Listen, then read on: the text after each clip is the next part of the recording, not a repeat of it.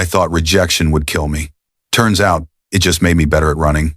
The rain hit my face like tiny knives as I stumbled through Pike Place Market, my heart still bleeding from words that shouldn't have hurt this much. Minho's voice echoed in my head, cold and final. You were never meant to be mine, Jiho, my fated mate, the one the universe chose for me. And he looked me in the eyes and walked away. I pressed my hand against my chest, trying to hold myself together. The bond mark on my wrist burned, like it was mocking me. 3 months since he rejected me. 3 months, and it still felt like yesterday. How do you survive when fate itself says you're not enough? My name is Kang Jiho, and I'm an Omega who doesn't believe in second chances anymore. I moved to Seattle 6 months ago, hoping distance would dull the ache. It didn't. The city was beautiful in that melancholy way, all gray skies and coffee shops tucked into brick buildings. Rain fell almost every day, which meant I could cry without anyone noticing. I worked at a small bookstore in Capitol Hill, shelving poetry collections and pretending I didn't read the dedications. Love poems felt like lies now. Pretty words that meant nothing when someone could just decide you weren't worth keeping. The worst part? I still caught myself searching for Minho's scent in crowded rooms, cedarwood and smoke. It used to make me feel safe. Now it just reminded me I was disposable. I should hate him. I wanted to hate him, but hate required energy I didn't have. So I just existed, went to work, came home, repeated. My apartment was tiny, barely enough room for a bed and a desk, but it was mine.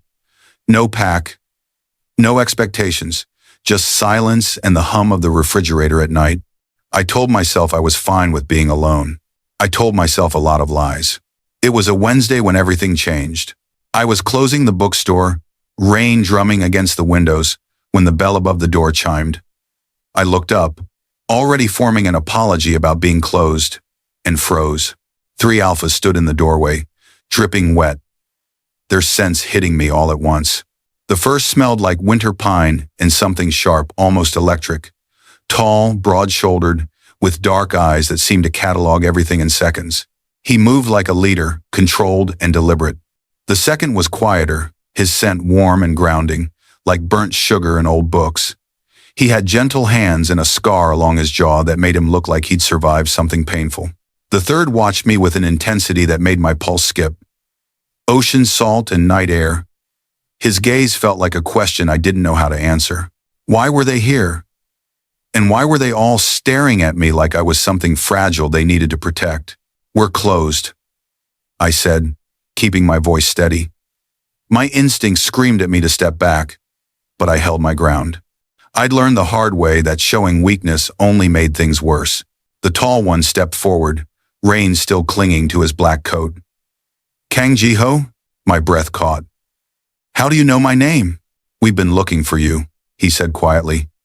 His voice was deep, careful, like he was afraid of scaring me. My name is Taejun. This is Sungwoo and Haejin. Sungwoo, the one with the scar, gave me a small nod. Haejin didn't move, just kept watching me with those unreadable eyes. Looking for me? I repeated, my fingers tightening around the book I was still holding. Why? Taejun glanced at the others before answering. Because you're in danger. The words hit me like cold water. What? Minho, Haejin said, his voice softer than I expected. He's coming for you. Ram Zaun. Weldon Minho says from. My heart stopped. No. No. This couldn't be happening. Minho rejected me, I said, hating how my voice shook. He made it very clear he didn't want anything to do with me. That was before. Sungwoo said gently. Before he realized what you are. I stared at them, confusion and fear tangling in my chest. What I am? I'm just an Omega. There's nothing special about me. Taejun's expression softened, and for a moment, I saw something that looked almost like sadness. Jiho, you're not just any Omega. You're a sanctuary bond, Haejin finished. The book slipped from my hands and hit the floor with a dull thud. A sanctuary bond. I'd heard stories, myths whispered among Omegas late at night. Bonds so rare, they were almost legend. an Omega who could anchor multiple alphas, creating a pack stronger than any bloodline. That's impossible, I whispered. It's not, Taejun said. And Minho knows. He rejected you because he was afraid of what you could become, but now he wants you back. My stomach twisted. I don't understand. He wants to claim you, Seungwoo said quietly. Force a bond. Control you. This had to be a nightmare. Some cruel joke the universe was playing on me. Why would you care? I asked, my voice barely audible. You don't even know me. Taejun stepped closer, and I caught his scent again. Pine and electricity. It made something in my chest ache. Because we've been waiting for you, he said. The rain outside grew louder, drumming against the glass like it was trying to drown out the world. I could hear my own heartbeat. Too fast, too loud. The bookstore suddenly felt too small, the walls pressing in. Taejun's scent wrapped around me, steady and unshakable. Seungwoo's warmth followed, grounding me when I wanted to run, and Haejin's ocean salt made my lungs ache in a way I didn't understand. They smelled like safety, like home, and that terrified me more than anything Minho could do. I don't need protection, I said, forcing strength into my words. I've been fine on my own. Have you? Haejin asked, his voice soft but pointed. I flinched. He saw too much. They all did. Minho will come for you, Taejun said. And when he does, you'll need more than pride to survive. I wanted to argue. Wanted to tell them I didn't need anyone, that I'd survived rejection and I could survive this too. But the truth was, I was tired. Tired of running. Tired of pretending I wasn't breaking. Tired of being alone. What do you want from me? I whispered. Taejun's eyes softened. We want to give you a choice. What choice? Come with us, Seungwoo said. Let us protect you. Let us show you what a real pack feels like. A real pack. The thing I'd always wanted and never thought I'd have. And if I say no, then we'll still protect you, Haejin said simply. But it'll be harder. I looked at each of them, trying to find the lie, the trap, the thing that would hurt me later. But all I saw was sincerity. What would you do if fate gave you a second chance? But you were too afraid to take it. I need time to think, I said finally. Taejun nodded slowly. We'll give you tonight. But Jiho, Minho knows where you live. My blood went cold. How? He never stopped watching you, Haejin said quietly. The air left my lungs. Outside, the rain poured harder, and somewhere in the distance, thunder rolled. I thought I'd escaped him. But maybe you can't outrun fate. Taejun pulled a card from his pocket and set it on the counter. Our address. If you change your mind, or if anything happens, call us. They turned to leave, and panic flared in my chest. Wait, I said. They stopped. I didn't know what I was going to say. Didn't know if I could trust them. But standing there in that empty bookstore, soaked in their scents and my own fear, I knew one thing. I was tired of being alone. If I come with you, I said slowly, does that mean I'm choosing you? Taejun's gaze held mine. It means you're choosing yourself. The door closed behind them, and I stood there in the silence, my heart hammering against my ribs. Thunder cracked overhead, and the lights in the bookstore flickered once, then went out completely. And in the darkness, I heard footsteps outside the door. Slow, deliberate, familiar. My phone buzzed in my pocket. One message, unknown number. Did you really think I'd let you go, Jiho? My hands shook as I stared at the screen. The words blurred, then sharpened, then blurred again. My throat closed. The darkness pressed in from all sides, suffocating, and I could hear my own heartbeat thundering in my ears. Minho, I should have moved, should have run, should have done anything except stand there frozen like prey caught in headlights. But my body wouldn't listen. The footsteps outside grew closer. Slow, measured, like he had all the time in the world and knew I had nowhere to go. How did he find me? How long had he been watching? My phone buzzed again. I can smell your fear from here. Still sweet, still mine. Rage cut through the panic, sharp and sudden. Mine? He didn't get to call me that. Not after what he did. Not after he looked me in the eyes and told me I was a mistake the universe made. I grabbed the card Taejun left on the counter, my fingers barely able to grip it. The number was printed in clean black ink. No name, just digits and an address in Queen Anne. The door handle rattled. My breath stopped. He was trying to get in. I fumbled with my phone, nearly dropped it, and dialed the number with shaking hands. It rang once, twice. The lock clicked. No, no, no, no. Jiho. Taejun's voice came through, steady and immediate, like he'd been waiting for this exact moment. He's here, I whispered, backing away from the door. Minho. He's outside. He's trying to get in. Where are you? The bookstore, Capitol Hill. Please, I can't. The door swung open. Minho stood in the doorway, backlit by the streetlights, rain streaming off his shoulders. His scent hit me like a punch to the chest. Cedar wood and smoke, but underneath it, something darker, rotted, wrong. This wasn't the Alpha I remembered. Hello, Jiho, he said softly.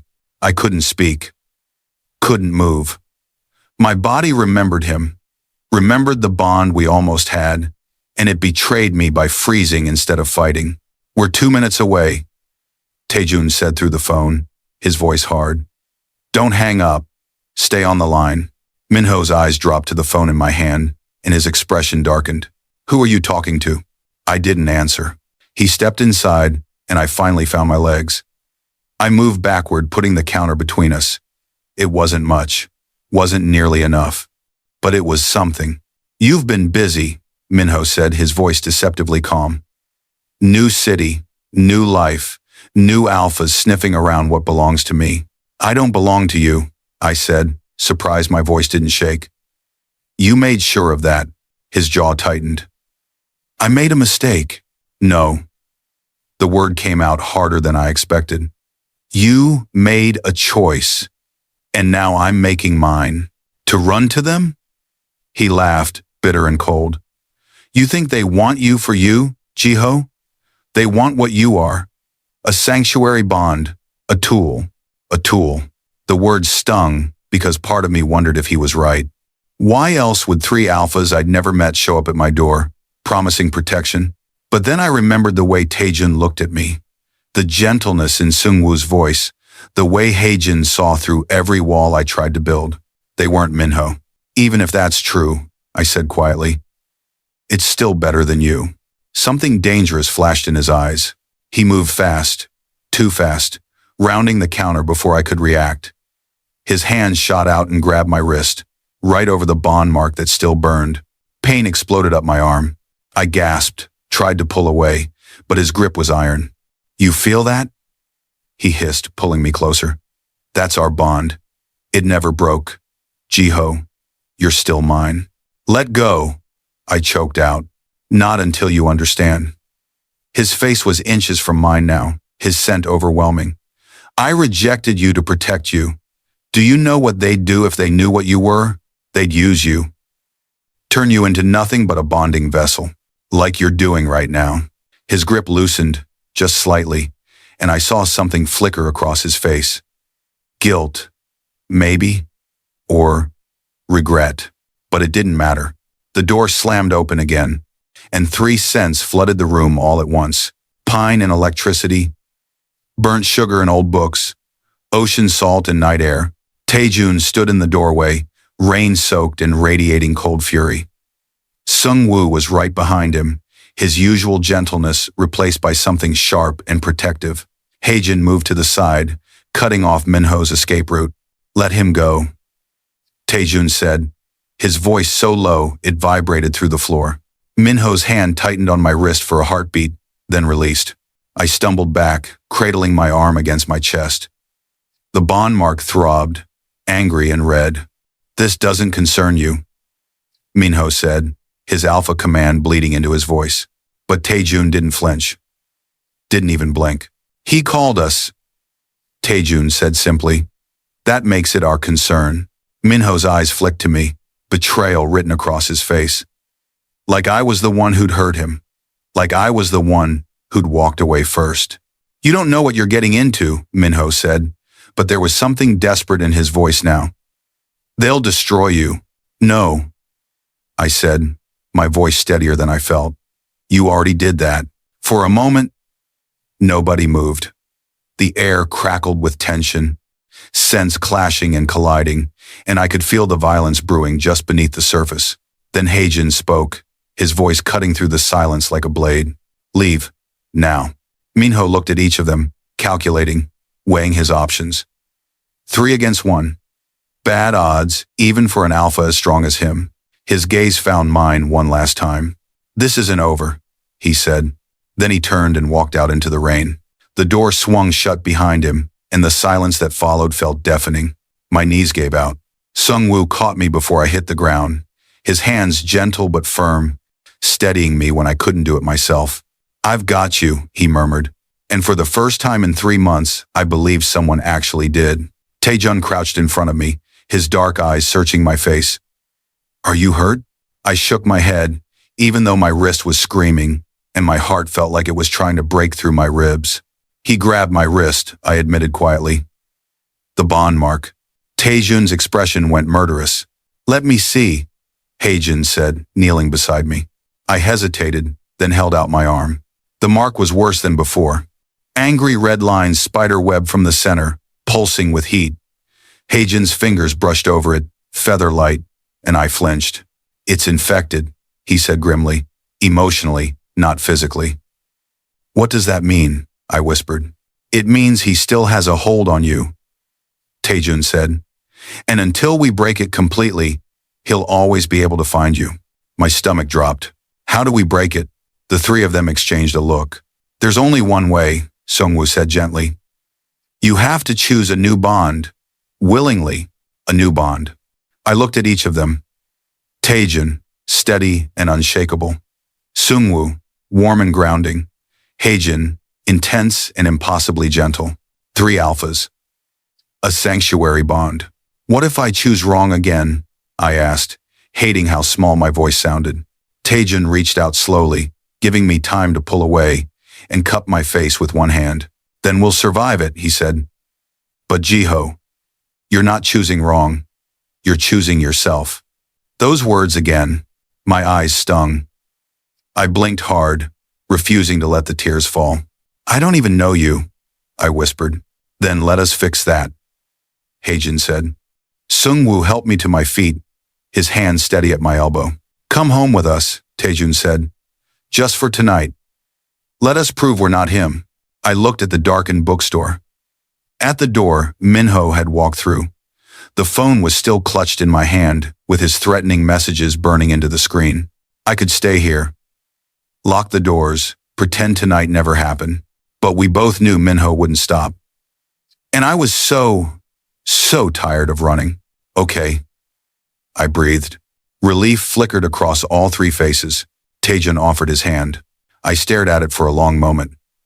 Strong fingers, calloused palms, an invitation that felt like a cliff's edge. What happens when you're too broken to trust, but too tired to keep fighting alone? I took his hand. His scent wrapped around me, pine and electricity, and something in my chest eased. Just slightly.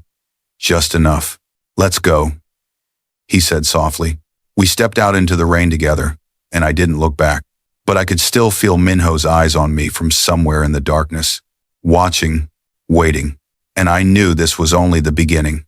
The rain soaked through my clothes within seconds. Cold water streamed down my face, mixing with something that might have been tears, but I refused to acknowledge. Taejun's hand was still wrapped around mine, warm and solid, pulling me forward through the downpour.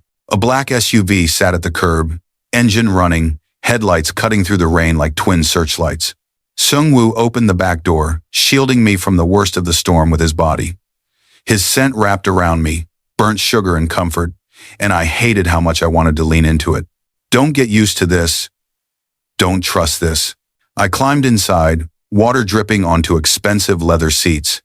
Heijin slid in beside me, while Taejun took the driver's seat, and Sungwoo rode shotgun. The door closed, muffling the storm outside. Silence filled the car, heavy and expectant. I pressed myself against the door, as far from Heijin as the space allowed. He noticed. Of course he noticed. But he didn't say anything. just watched me with those ocean-deep eyes that saw too much. Taejun pulled into traffic, wipers working overtime against the rain. Your wrist, Haejin said quietly. Let me wrap it. It's fine. It's not. I looked down. The bond mark had spread further, angry red lines creeping up my forearm like veins of fire. It throbbed in time with my heartbeat, a constant reminder of everything I was trying to forget. Minho's mark. Still claiming me. Still hurting me. I said it's fine, I repeated, sharper this time. Haejin didn't push, just reached into a bag at his feet and pulled out a small first aid kit. He set it on the seat between us, an offering I could take or refuse. Why were they being so careful with me? What did they want? Where are we going? I asked, needing to fill the silence with something other than my own spiraling thoughts. Our place, Taejun said, eyes on the road. Queen Anne. It's secure. Secure from what? From alphas who don't understand the word no, Seungwoo said, glancing back at me. The car climbed Capitol Hill, leaving the market and my bookstore behind, my tiny apartment, my carefully constructed life of solitude and safety. What was I doing? Why did I get in this car? I need to know something, I said, my voice harder than I felt. What do you actually want from me? Taejun's eyes met mine in the rearview mirror. The truth? No, I want you to lie to me. Yes, the truth. A ghost of a smile crossed his face. We want you to be safe. That's not an answer. It's the only answer that matters right now, Haejin said. I turned on him, frustration bleeding through my fear. You show up at my bookstore, tell me I'm some mythical sanctuary bond, say Minho's coming for me, and expect me to just trust you? I don't even know your last names. Park, Taejun said. Park Taejun. Choi Seungwoo, Seungwoo added. Yoon Hae-jin. The alpha beside me finished. Their names settled in the air between us. Formal and real. Not just faces. Not just sense. People. People who could hurt me just as badly as Minho did. That still doesn't tell me what you want, I said. Taejun pulled into an underground parking garage, the SUV's tires echoing against concrete. He parked in a spot marked private and killed the engine. Then he turned to face me fully.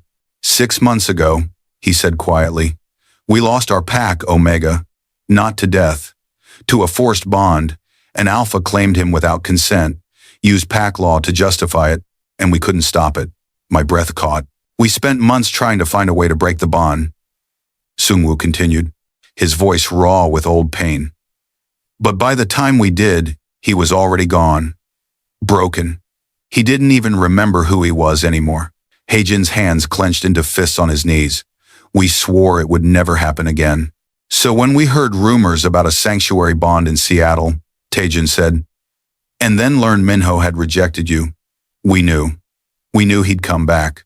Because alphas like him don't let go of power. I stared at them. My throat tight. You're using me, I said. To replace what you lost. No. Taejun's voice was firm. We're trying to give you what we couldn't give him. A choice.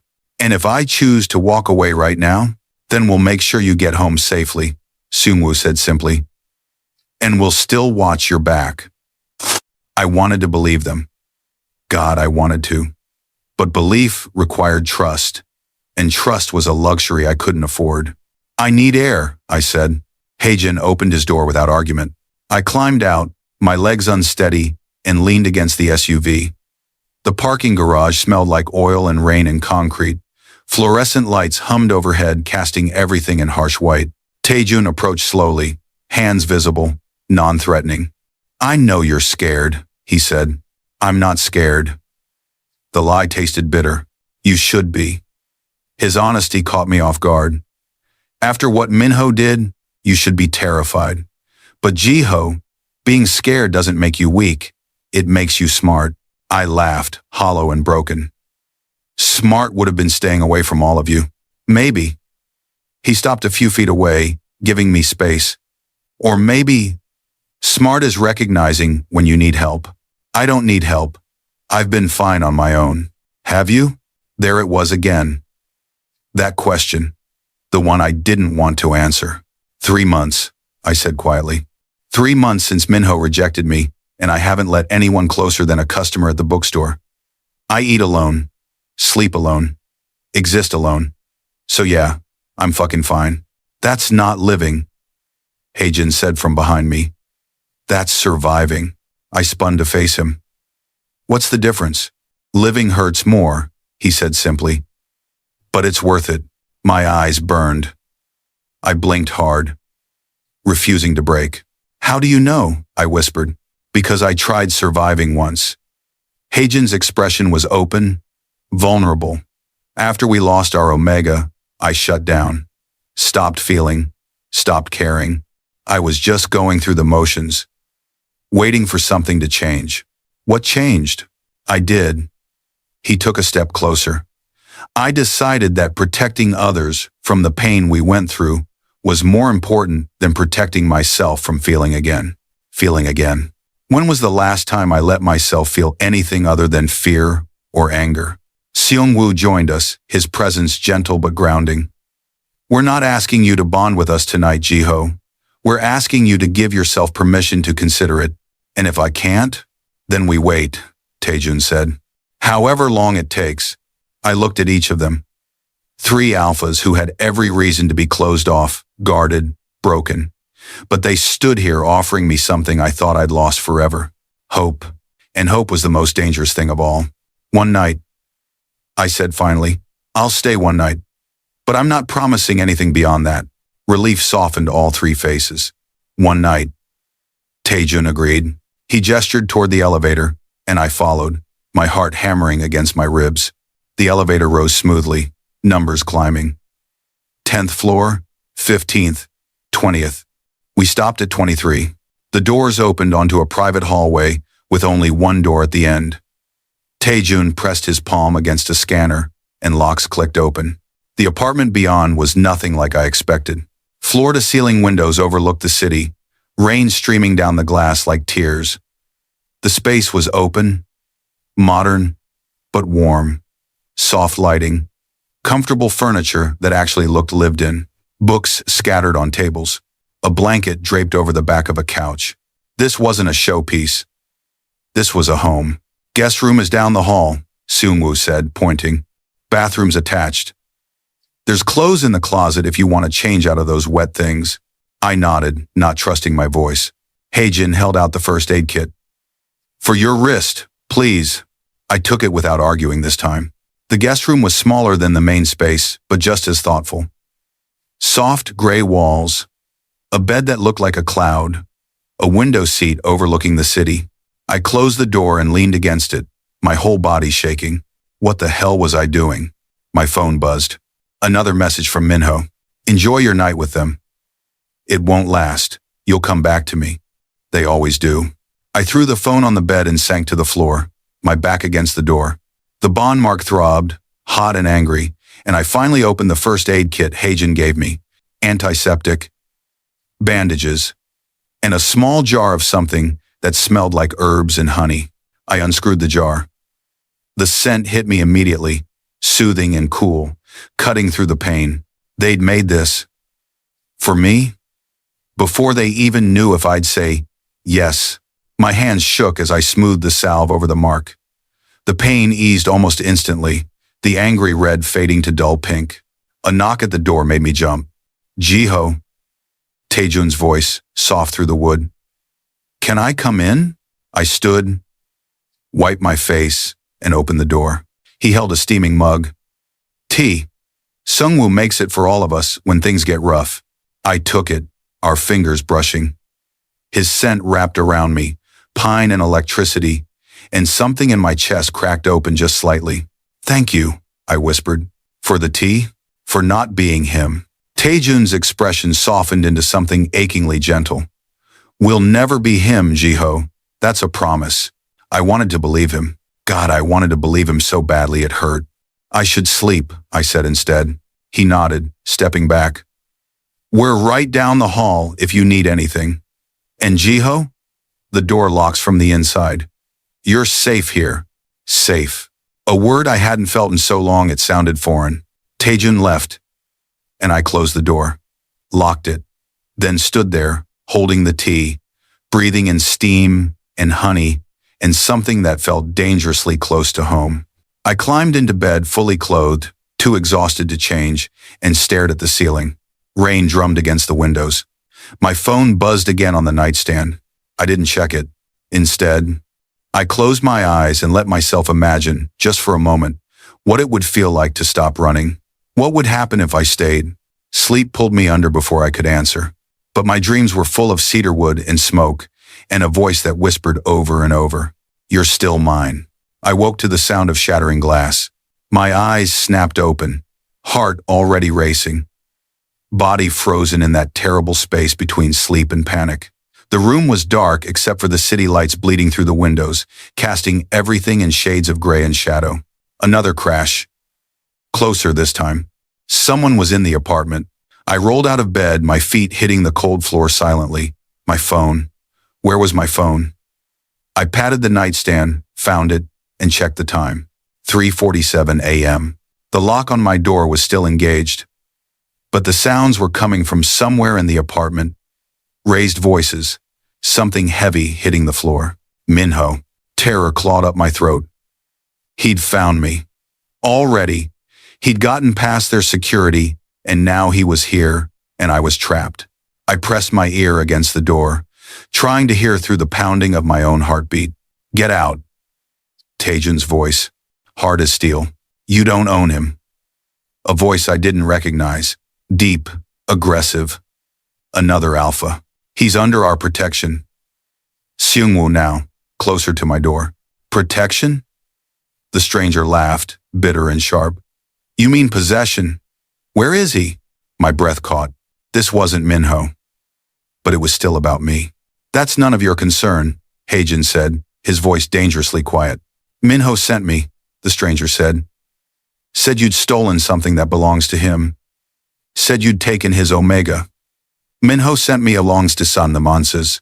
"He's not Minho's," Taejun bit out. "Then prove it. Let me see him. Let me confirm he's here willingly." Silence stretched like a held breath. I made a decision I'd probably regret. I unlocked the door and stepped into the hallway. All four alphas turned to face me. Taejun stood in the living room, shoulders tense, ready for violence. Seungwoo had positioned himself directly in front of the hallway, blocking the path to my room. Haejin was near the windows, angled so he could see both the stranger and me, and the stranger. He was tall, broader than any of them, with a scar cutting through his left eyebrow and eyes that assessed me like I was prey. His scent hit me hard, leather and gunpowder and something metallic that made my instincts scream. Dangerous. This alpha was dangerous. "There he is," the stranger said, his mouth curving into something that wasn't quite a smile. "Kang Jiho, Minho's told me so much about you." "Get out," I said, surprised by the steadiness in my voice. His eyebrows rose. "Interesting," Minho said. "You were soft, compliant. Minho doesn't know anything about me." "Doesn't he?" The stranger took a step forward. Seungwoo moved to intercept, but I held up a hand. "Don't," I said quietly. Seungwoo hesitated, then stepped aside. Just barely. His body still coiled like a spring ready to snap. The stranger studied me, his gaze traveling from my face down to my wrist where the bond mark peeked out from under my sleeve. "You're still wearing his mark," he observed. "Not by choice, but you haven't replaced it either." His eyes flicked to Taejun, Seungwoo, and Haejin. 3 alphas, 1 omega, and no bonds. "How noble of you. Or maybe you're just scared." "We're not scared," Taejun said, his voice low and threatening. "Then what's stopping you?" The stranger's smile widened. "Unless the Omega doesn't want you." He was baiting them, trying to create division, make them doubt. "What I want," I said carefully, "is for you to leave." "I will. As soon as you come with me." The temperature in the room dropped. "That's not happening," Haejin said flatly. "Minho will come himself if I don't bring you back," the stranger continued, ignoring him. "And when he does, it won't be this civilized. He'll burn this whole building down to get to you." "Would he? Was Minho that far gone?" "Let him try," Taejun said. The stranger laughed. You think you can stop him? Minho's pack has over 50 alphas. You have 2 others in a fantasy. You can't protect him. Watch us, Seungwoo said. Something flickered in the stranger's eyes. Respect, maybe, or acknowledgement that this wouldn't be as easy as he'd thought. You're making a mistake, he said, his attention back on me. Minho rejected you to protect you. From yourself, from what you are. These alphas, they'll use you until there's nothing left. And Minho won't? I challenged myself. Minho loved you. Minho destroyed me. The words came out raw, unfiltered. And if he wants me back, it's not because he loves me. It's because he can't stand that I survive without him. The stranger's expression shifted, just slightly. Like I'd said something that resonated. You don't know what you're dealing with, he said quietly. Sanctuary bonds aren't gifts. They're curses. Every alpha who's ever formed one has either lost their omega or lost themselves. You think these 3 will be different? I looked at Taejun, at Seungwoo, at Haejin. I don't know, I admitted. But I'd rather find out with them than go back to someone who threw me away. The stranger held my gaze for a long moment. Then he nodded. Just once. Your choice, he said. But when this falls apart, don't say I didn't warn you.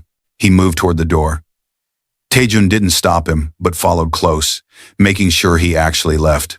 The door closed with a soft click. Silence flooded back in, heavy and suffocating. My legs gave out. Seungwoo caught me before I hit the ground, his arms steady and warm.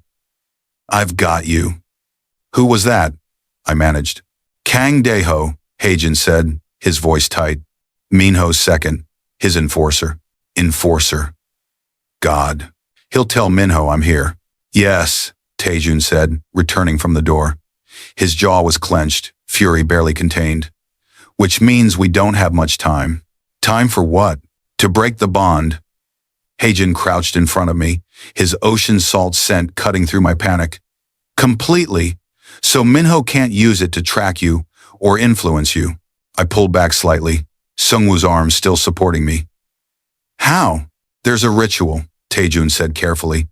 It requires consent from both the Omega and the new pack. It's not easy, and it's not painless. What does it involve?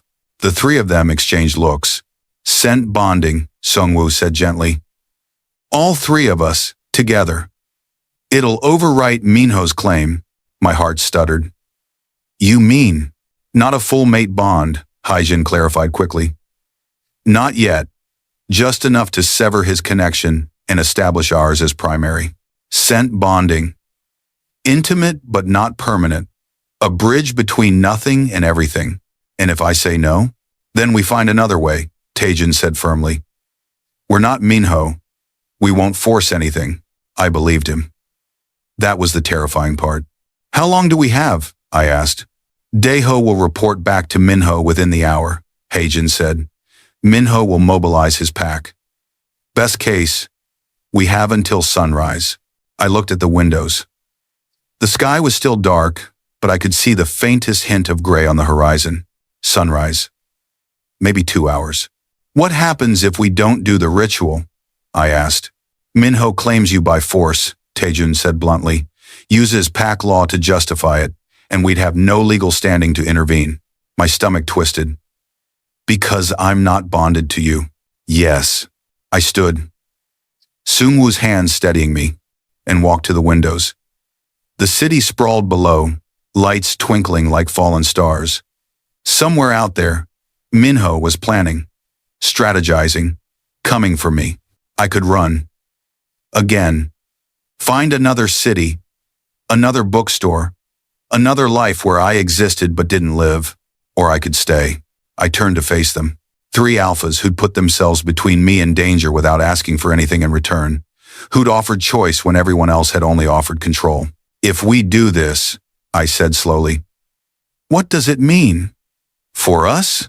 It means you're ours to protect, Taejun said, and we're yours to trust. That's not equal. No, Haejin agreed. It's not. You'd be taking all the risk. We'd just be taking responsibility. Responsibility. not ownership. What if I change my mind? Then we respect it, Seungwoo said simply. The bond can be broken. It would hurt, but it can be done. I studied each of them, looking for the lie, the trap, the moment where this would turn into another version of Minho, but all I saw was sincerity, and maybe that was enough. Okay, I breathed. Taejun's eyes widened slightly. Okay, okay, stronger this time. Let's do it. Relief in something else. Something deeper flickered across all three faces. Now? I asked. Now, Taejun confirmed. Haejin moved to close the curtains, blocking out the city. Seungwoo dimmed the lights until the room was bathed in soft shadow. Taejun approached me slowly, giving me every opportunity to change my mind. We'll go slow, he said. If at any point you want to stop, just say the word. I nodded, not trusting my voice. He reached out and took my injured wrist gently, turning it so the bond mark was visible. The salve had helped, but the mark was still there. Still claiming me. This might hurt, he warned. Everything hurts, I said. I'm used to it. Something pained crossed his expression. You shouldn't have to be. He pressed his wrist against mine, scent glands aligned. Pine and electricity flooded my senses, overwhelming and grounding all at once. I gasped, my knees buckling, but Seungwoo was there, supporting me from behind. His scent joined Taejun's, burnt sugar and old books and safety.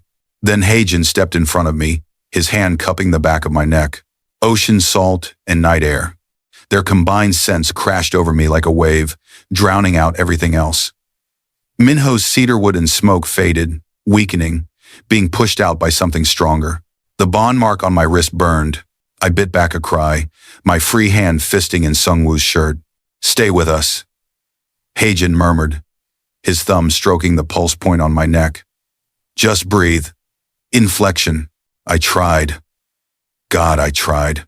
But the pain was incredible, like my skin was being rewritten at a cellular level. Minho's claim fought back, desperate and vicious, trying to hold on. Let go, Taejun said softly, and I wasn't sure if he was talking to me or to Minho's ghost. Let go, Jiho. Let go. I closed my eyes and stopped fighting. The pain crested, peaked, and then shattered. The bond mark flared white-hot one last time, and then went cold. I opened my eyes. The angry red lines were gone. The mark itself was fading, turning silver like an old scar. And in its place, something new. 3 marks, small, delicate, overlapping on my inner wrist. Pine, sugar, salt. Theirs. I looked up at Taejun, at Seungwoo, still holding me steady, at Haejin's hand still resting on my neck. Is it done? I whispered. It's done, Taejun confirmed. The relief in his voice was palpable. I waited for the fear, for the regret, for the panic that I just traded one cage for another. But it didn't come. Instead, I felt something I hadn't felt in months. Safe? Then my phone buzzed on the floor where I dropped it. Everyone froze. Haejin picked it up, his expression darkening as he read the screen. What? I asked. He turned the phone so I could see. One message. From Minho. Fongklassen, you have to pass one message on the long Renzen. You just made the biggest mistake of your life. And attached to it, a photo. My bookstore. Engulfed in flames. The air left my lungs.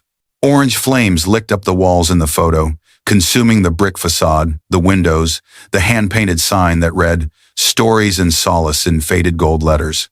Smoke billowed into the night sky, thick and black and suffocating even through the screen. My bookstore. My safe place. Gone. No, I whispered.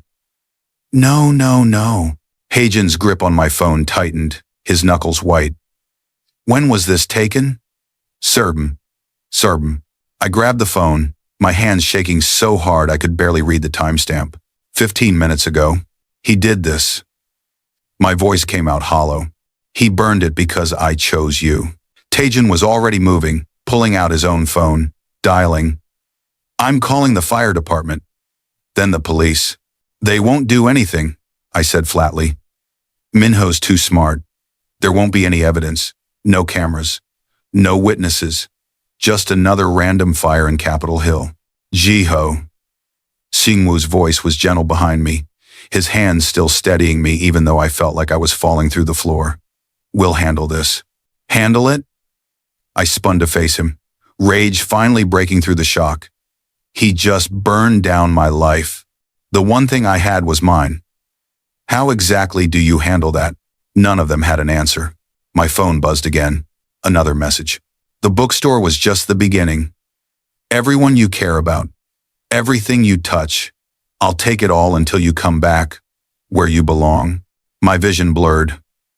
I blinked hard, refusing to cry, refusing to give Minho the satisfaction even though he couldn't see me. He's going to keep destroying things, I said, my voice shaking. Until I go back, or until there's nothing left. Then we stop him, Taejun said, his voice hard with determination. How? I laughed, bitter and broken. You heard Daeho. Minho has 50 alphas. What do you have? Good intentions? The words came out crueler than I meant, but I couldn't stop them. Couldn't stop the anger and fear and helplessness pouring out of me like blood from a wound. Haejin stepped closer, his ocean salt scent trying to ground me. We have you. I'm not a weapon. No, he agreed. You're a reason. And that's stronger. I wanted to believe him.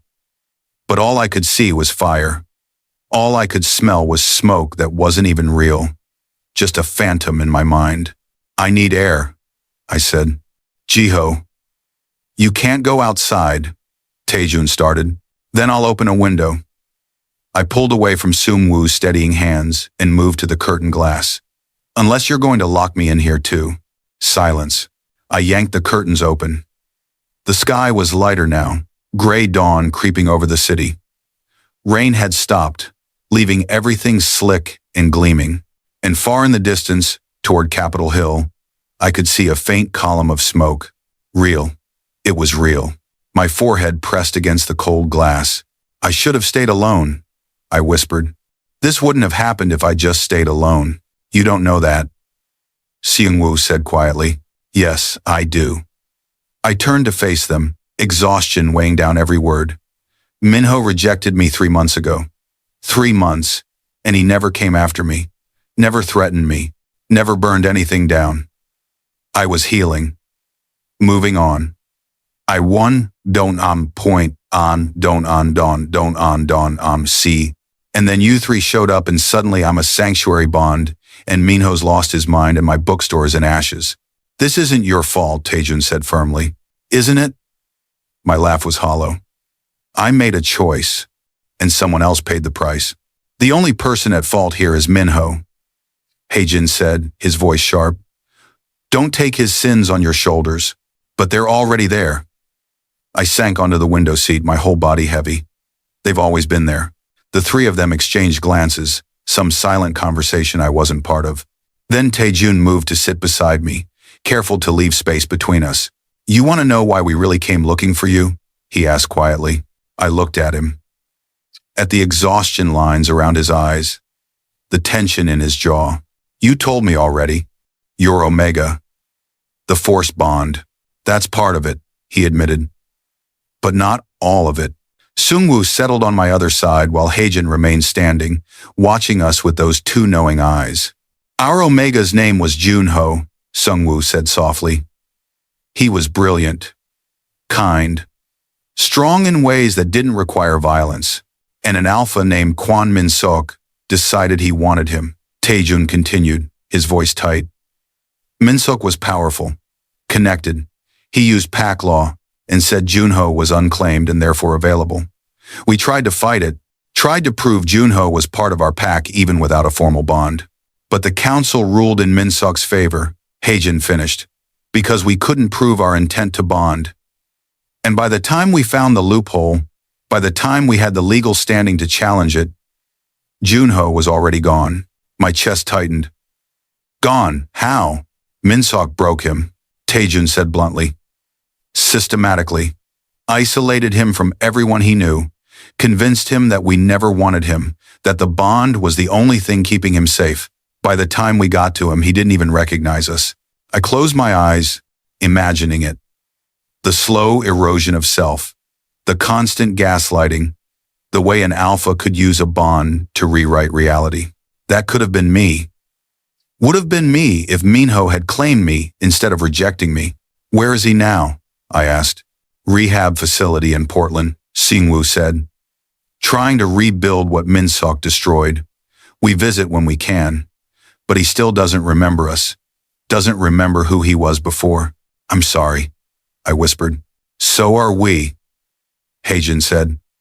Every single day, silence stretched between us, heavy with shared grief. Is that why you know about sanctuary bonds? I asked. Because of Junho? Taejun nodded. We researched everything. Every type of bond, every loophole in pack law, every way an Omega could protect themselves. That's when we learned about sanctuary bonds. And we made a promise. What promise? That if we ever found another Omega in danger, we'd do better. Sungwoo said. We'd be faster, stronger. We'd give them the choice Junho never had. I looked at them, really looked at them, and saw the guilt carved into their expressions. The weight they carried, the way they blamed themselves for something that wasn't their fault, just like I was doing now. You couldn't have saved him, I said quietly. We should have tried harder, Taejun said. And I should have never walked into that bookstore 3 months ago when Minho was there, I countered. Should have never believed him when he said the universe chose us. Should have run the moment I felt the bond snap into place. But I didn't, because I was lonely and stupid and desperate to be wanted. That doesn't make it your fault, Heijin said. Then why does it feel like it is? None of them answered. Because we all knew. Guilt didn't need logic. It just needed a heartbeat and a memory. My phone buzzed again. I didn't want to look. Didn't want to see what else Minho had destroyed. But I couldn't not look either. This time, it was a video. My thumb hovered over the play button. Don't, Singwoo said gently. Whatever it is, you don't need to see it. Yes, I do. I pressed play. The video was dark, shot from inside a car. Rain streaked the windshield, and through it, I could see my apartment building. Minho's voice came through the speaker, low and intimate like he was whispering in my ear. You're not in there, are you, Jiho? I can't smell you, can't feel you. The camera panned, showing 3 more cars pulling up. Alphas climbed out, too many to count. I'm giving you until sunrise. Minho continued. Come back to me, and I'll forget this happened. Stay with them, and I'll make sure everyone you've ever cared about understands what it means to stand between me and what's mine. The video cut to another shot. My coworker's house. Then another. My old roommate from college. Then another. My parents' address in Tacoma. He'd found everyone. Everyone I'd ever mentioned, ever talked to, ever cared about. Sunrise Jiho, Minho said. Choose. The video ended. I stared at the black screen, my reflection ghostly in the glass.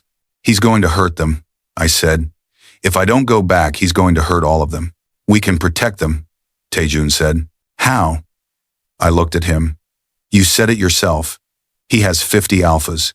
You have 2 others and me. We can't be everywhere at once. Then we get help, Heijin said. From who? Other packs, Sungwoo said. Allies. There are others who've lost Omegas to force bonds. Others who want to see the law changed. That takes time, I said. And Minho's giving me until sunrise. I looked out the window again.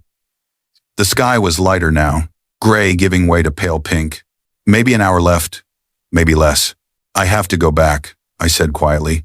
No. Taejun's voice was firm. Absolutely not. You don't get to decide that. Neither does Minho. I stood, pulling away from both of them. This isn't about Minho. It's about my coworker who has 2 kids. My old roommate who's getting married in 3 weeks. My parents don't even know what an Omega is because I never told them. I can't let him hurt them because of me.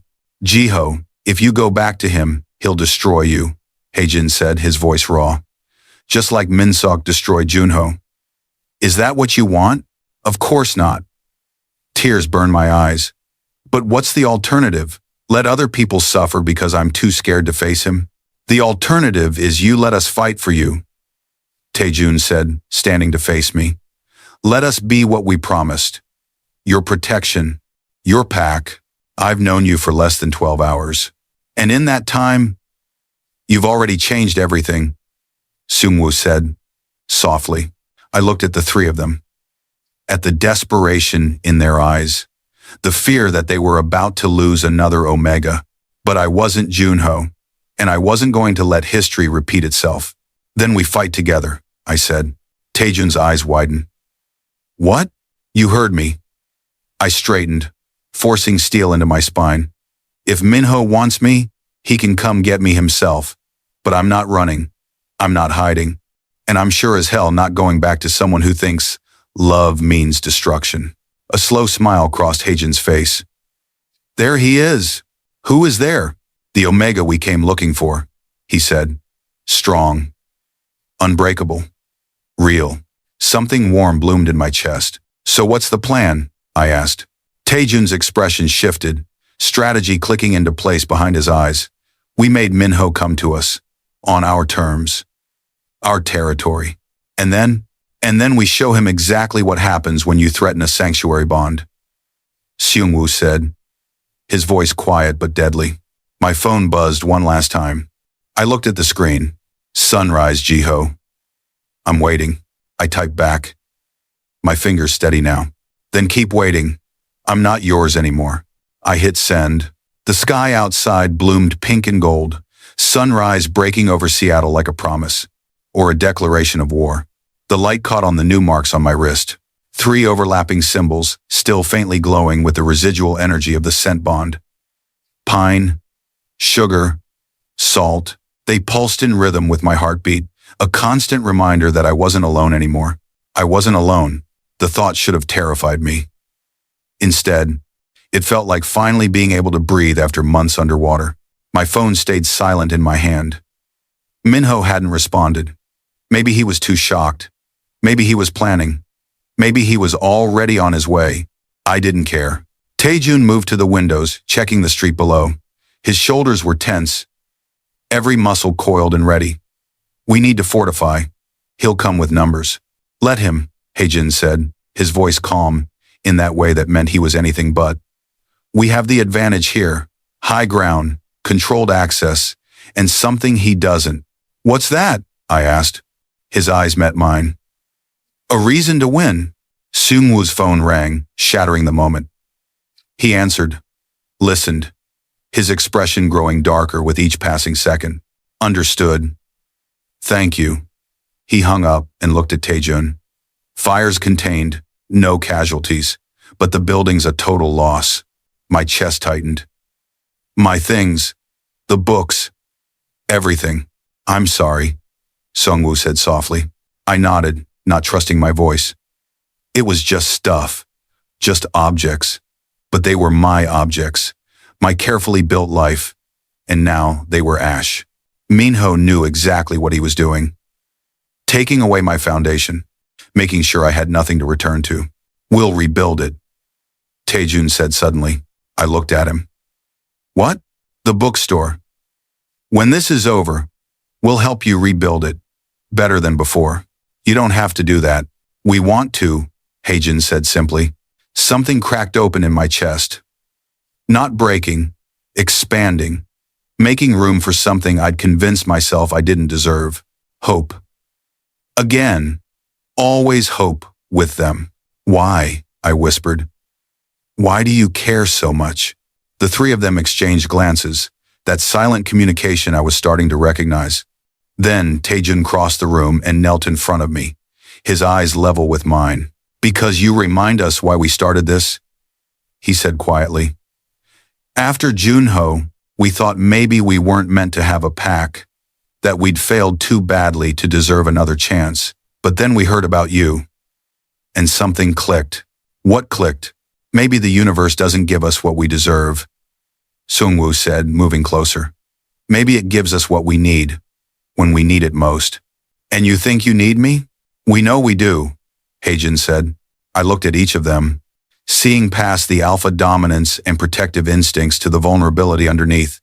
They'd been broken too. Just in different ways, we were all broken.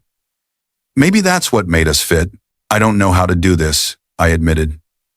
I don't know how to trust, how to believe this won't end the way it did with Minho. Neither do we, Taejun said honestly. We've never had a sanctuary bond before, never had an Omega choose us instead of the other way around. We're making this up as we go. That's terrifying. Yes, he agreed. But it's real? And real is better than perfect. My throat tightened. What if I'm not strong enough? What if Minho's right and I can't handle what I am? Then we'll catch you, Sungwoo said. Every single time, tears burned my eyes. I blinked them back, but one escaped anyway, trailing hot down my cheek. Haejin reached out slowly, giving me time to pull away, and wiped it with his thumb. You don't have to be strong all the time, he said softly. That's what we're here for. I've been strong for so long, I whispered. I don't know how to stop. Then don't. Taejun's hand covered mine, warm and solid. Be strong, but let us be strong with you, with me. Not for me, with me, with me. The difference felt monumental. I turned my hand over, lacing my fingers through his. His scent wrapped around me, pine and electricity, grounding me to this moment, to this choice. Sungwoo's hand settled on my shoulder, burnt sugar and comfort. Haejin's fingers traced the marks on my wrist, ocean salt and acceptance. This was what a pack felt like. I'm scared, I admitted. Good, Taejun said. Fear means you're alive, means you're fighting. What if fighting isn't enough? Then we fight harder. A sound echoed from downstairs. The elevator. Rising. Rev. We all froze. Taejun's hand tightened on mine for a heartbeat, then released. He stood, his whole body shifting into something predatory.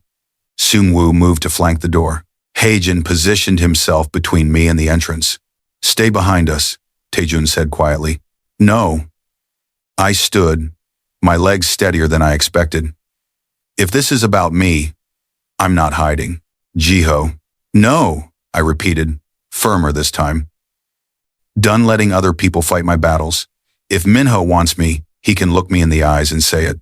Haejin's expression shifted, something like pride flickering across his face. Stay close then. The elevator dinged. The doors slid open. But it wasn't Minho who stepped out. It was a woman. She was small, barely reaching my shoulder, with silver-streaked black hair pulled into a tight bun. Her eyes were sharp, assessing, and her scent was unlike anything I'd encountered. Lavender and steel, Omega, but with an edge that made every alpha in the room straighten instinctively. Elder Song, Taejun said, surprise coloring his voice. What are you doing here? Cleaning up your mess, apparently, she said, her voice crisp. Her gaze found me, traveling from my face to the marks on my wrist. So you're the sanctuary bond, causing all this chaos. I didn't ask for this, I said. No one ever does. She stepped into the apartment like she owned it, her presence filling the space. But here we are. Minho's mobilizing his entire pack. The council's been alerted. And you three idiots decided the best course of action was to bond with an unclaimed Omega without proper authorization. There wasn't time, Sungwoo said. There's always time to follow protocol, Elder Song snapped. Then her expression softened, just slightly. But I suppose if you'd waited, the boy would be back with Minho by now. So perhaps your stupidity was strategic. You're not here to reprimand us, Haejin said slowly. No. She settled onto the couch with the air of someone who expected deference and usually got it. I'm here to help you survive what's coming. Why would you help us? I asked. Her eyes met mine, and I saw something ancient and tired in them. Because 40 years ago, I was you. A sanctuary bond, claimed by an alpha who thought ownership was love. It took me 15 years to break free. 15 years of my life, stolen. The room went silent. I've spent the last 25 years trying to change the laws, she continued, trying to give Omegas like us the protection we deserve. But the council moves slowly, and alphas like Minho move fast. So what do we do? Taejun asked. You accept my help, Elder Song said simply. I have resources, connections, legal standing that you don't. And most importantly, I have leverage over the council members who matter. What kind of leverage? Sungwoo asked carefully. She smiled, sharp and dangerous. The kind that comes from knowing where bodies are buried. Metaphorically speaking, mostly. Despite everything, I almost laughed. What do you need from us? I asked. Cooperation, complete honesty, and a willingness to let me handle Minho when he arrives. Handle him how? Haejin's voice was suspicious. Legally, Elder Song said. With witnesses, documentation, everything we need to prove he's violated pack law and Omega rights, but only if you're willing to testify. She looked at me. Me? My voice came out smaller than I intended. You're the victim here. Your testimony carries weight. But I won't force you. I know what it costs to face your abuser. Abuser. The word felt too big and too accurate all at once. If I testify, I said slowly, what happens to him? Best case? He's stripped of his alpha status and exiled from the territory. Worst case? The council lets him off with a warning, and we're back where we started. Those are terrible odds. Yes, she agreed. But they're better than no odds at all. I looked at Taejun, Sungwoo, and Haejin. They'd fight for me. I knew that. But fighting wasn't always winning. Sometimes the smartest battle was the one fought with words instead of claws. I'll do it, I said. Elder Song nodded, approval in her eyes. Good. Then we prepare. Minho will be here within the hour. We need evidence, witnesses, and a very clear record of everything that's happened. We have the texts, I said, pulling out my phone. The threats, the photos of the fire. Excellent. Send them to me. She rattled off a number. As I forwarded the messages, my hands started shaking. Not from fear, from anger, from months of suppressed rage finally finding an outlet. Minho thought he could control me through terror. But all he'd done was give me ammunition. There's something else you should know, Taejun said to Elder Song. Minho sent his enforcer, Daeho. He knows Jiho's here. Then Daeho can also testify, Elder Song said. Unwillingly, perhaps, but testimony nonetheless. A timer on Sungwoo's phone went off. We all looked at him. Sunrise, he said quietly. Official sunrise. Minho's deadline passed. My phone exploded with notifications. Text after text after text, all from Minho. You chose wrong. I'm coming for you.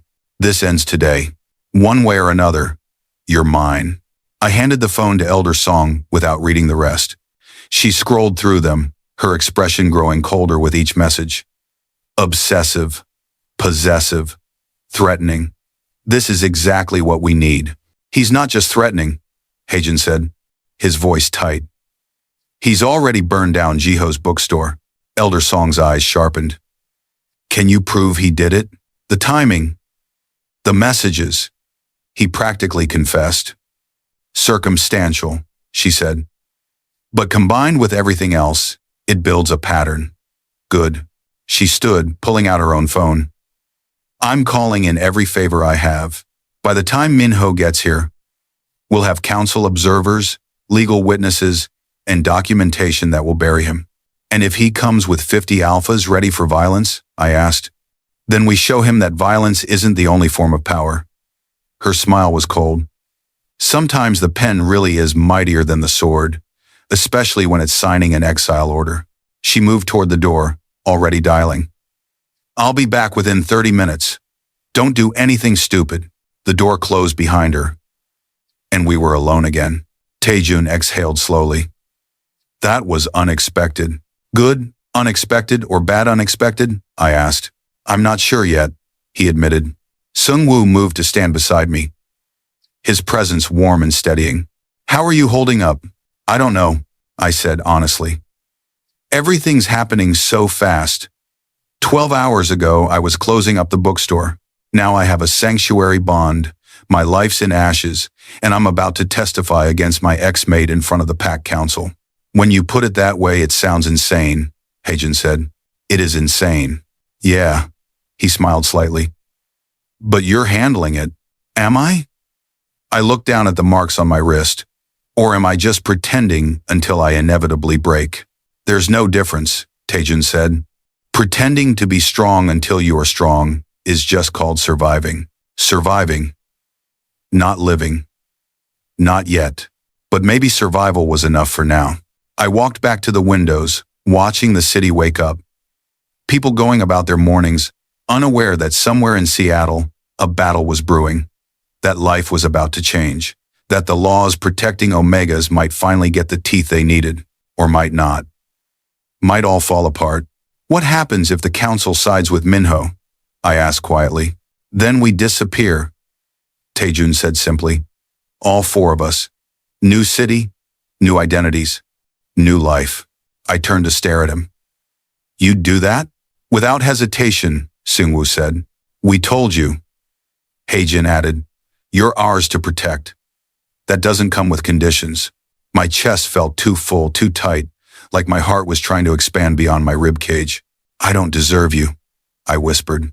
Probably not, Taejun said, his mouth quivering into an almost smile. But you're stuck with us anyway. And somehow, impossibly, I laughed. It was small, broken, but real. Seungwoo's arms came around me from behind, careful and gentle. We've got you. Heijin stepped closer, his hand finding my uninjured wrist. Whatever happens, Taejun's fingers tilted my chin up. You're not facing this alone. Alone. I'd been alone for so long I'd forgotten what anything else felt like. Thank you, I breathed. For what? For seeing me. When everyone else just saw what I could be used for. Something painful flickered across all three faces. We see you, Jiho, Taejun said softly. And you're more than enough. The sun rose higher, golden light flooding the apartment. Somewhere below, engines rumbled, multiple vehicles. Too many. He was here. We all heard it. All felt the shift in the air, but instead of fear, I felt something else. Resolve. Let's end this, I said. Taejun's hand found the small of my back, steady and grounding. Stay close to us, he said, but there was no command in it. Just concern. The engines below cut out one by one. Doors slammed. Footsteps echoed in the parking garage, too many to count. My enhanced Omega hearing picked up every sound, every breath, every whispered conversation. He brought everyone. Seungwoo said quietly, his jaw tight. Good. Heijin's voice was cold. Let them all witness what happens when you threaten a sanctuary bond. My phone buzzed. I didn't want to look. But my eyes dropped to the screen anyway. Come down, alone, or I start with your coworkers' kids. Attached was a photo. Sarah's house. Her minivan in the driveway, toys scattered across the lawn, and standing on her porch, two of Minho's alphas. My blood went cold. No. The word came out strangled. He's at Sarah's house. She has 2 kids. He's going to hurt them. Taejun took the phone, his expression darkening as he read. It's a bluff. Is it? I looked at him. You saw the bookstore. He's already proven he'll burn my life down. What makes you think he won't hurt them too? Because touching humans brings authorities he can't control, Seungwoo said. It's working. Heijin moved to the window, peering down at the street. I count at least 30 alphas. Maybe more in the vehicles. Where's Elder Song? I asked, panic rising in my chest. She said 30 minutes. Taejun checked his watch. We have 20 more. We don't have 20 minutes. I grabbed my phone back. If I don't go down there, he's going to hurt innocent people. If you go down there, he's going to take you. Taejun said firmly. And we'll never get you back. Then come with me. 3 against 30? Seungwoo shook his head. Those aren't odds. That's suicide. So what do we do? My voice cracked. Just wait here while he terrorizes everyone I've ever cared about? The intercom on the wall crackled to life. Jiho. Minho's voice. amplified and cold. I know you can hear me. Come down. We'll talk. Just you and me.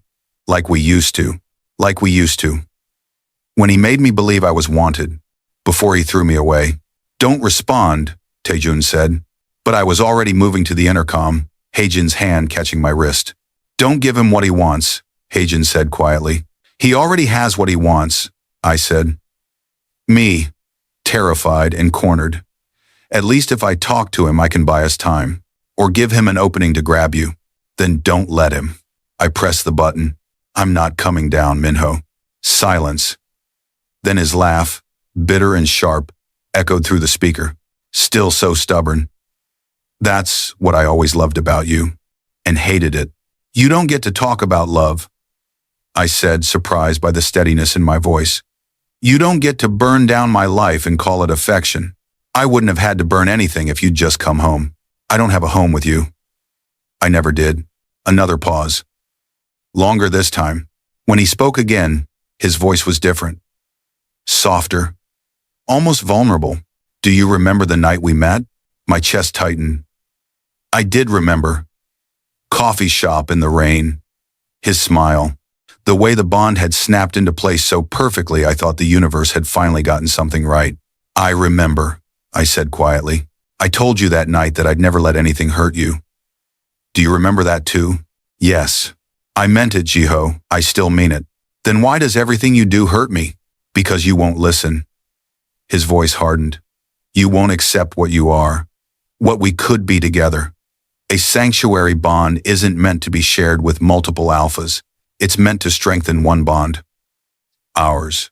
That's not true, Sungwoo said quietly beside me. Sanctuary bonds are literally designed for multiple alphas. That's what makes them sanctuaries. He's rewriting history, Taejun added, making you doubt yourself. I pressed the button again. You rejected me, Minho. You looked me in the eyes and said I was a mistake. I was protecting you. From what? From this. His voice rose. From being torn apart by alphas who want to use you, who sees you as a tool instead of a person, like you're doing right now. I'm trying to save you from making the biggest mistake of your life. The biggest mistake of my life was believing you loved me. The words hung in the air, sharp and final. The intercom crackled, then went silent. He's coming up, Haejin said, still watching the street. Half his pack just moved toward the building entrance. Can they get through? I asked. The building has security, Taejun said. But against 30 alphas? Maybe 10 minutes. Maybe less. My phone rang. Unknown number, I answered. Jiho, it's an elder song. I'm 5 minutes out with council observers. Can you hold it? He's already here, I said. With his entire pack. They're breaching the building. Stall him. Do whatever you have to. If the council arrives before violence breaks out, we have legal standing. If it turns into a brawl, we lose everything. How am I supposed to stall him? Be smart. Be brave. Be what you've always been. Surviving. The line went dead. 5 minutes, I said to the others. Elder Song needs 5 minutes. Then we give her 5 minutes, Taejun said. A crash echoed from below. Glass breaking, shouting. They're through the lobby, Sungwoo said. Haejin moved to the door, pressing his ear against it. Elevator's coming up. My heart hammered against my ribs. 5 minutes. It might as well have been 5 hours. There's another way, I said suddenly. They all turned to look at me. I go out there. Into the hallway. Talk to him face to face. Keep him occupied until Elder Song arrives. Absolutely not, Taejun said. It's the only way. If I stay in here, he'll break down the door. People will get hurt. But if I'm in the hallway, in neutral territory, he can't just grab me without witnesses. There's cameras in the hallway, Sungwoo said slowly. Building security. It would all be recorded. Exactly, I said. He'd have to behave. At least for 5 minutes. Or he'd just take you anyway and deal with the consequences later, Haejin said. Then you three stay close, I said, in the doorway, ready to pull me back if things go wrong. The elevator dinged. We all froze. No time to argue, I said. I'm doing this. I moved to the door before they could stop me. Taejun's hand caught my shoulder. If anything goes wrong, he said quietly, anything at all, you run. Don't think. Don't hesitate. Just run back to us. I nodded. Sungwoo's hand squeezed mine once. We're right here. Haejun's fingers brushed the marks on my wrist. You're not alone. Not alone. Not anymore. I opened the door and stepped into the hallway. The elevator doors slid open. Minho stood in the center, flanked by 4 alphas I didn't recognize, but it was him I couldn't look away from. He looked the same. Dark hair, sharp features, the scar above his left eyebrow from a childhood accident he'd told me about over coffee and rain. He wore a black jacket, jeans, boots. Normal, human, but his eyes were different. There was something wild in them. Something desperate and dangerous. His scent hit me like a physical blow. Cedarwood and smoke, but corrupted, rotten, wrong. This wasn't the alpha I remembered. This was what happened when obsession ate someone alive. Jiho. My name on his lips sounded like a prayer and a threat. Minho. We stood there, 10 feet apart, the hallway stretching between us like a battlefield. You look different, he said quietly. So do you. His eyes dropped to my wrist, to the 3 marks glowing faintly under my sleeve. His expression twisted into something ugly. They marked you, he said, his voice hollow. You let them mark you? Yes. Why? The word came out broken. Why them and not me? Because they gave me a choice. You only gave me an ultimatum. He took a step forward. The alphas behind him mirrored the movement. Taejun, Sungwoo, and Haejun appeared in the doorway, a wall of protection at my back. That's close enough, Taejun said. Minho's gaze shifted to them, hatred burning in his eyes. You think you can keep him from me? We already have, Haejun said simply. For how long? Minho laughed, sharp and bitter. A night? A day? Eventually he'll see what you really are. Users, just like everyone else. The only user here is you, Sungwoo said quietly. Minho's attention snapped back to me. Is that what they told you? That I used you? You didn't have to tell me, I said. You showed me. Every time you made me feel like I wasn't enough. Every time you blamed me for the bond instead of celebrating it. Every time you looked at me like I was a burden instead of a gift. I was protecting you, he insisted, taking another step.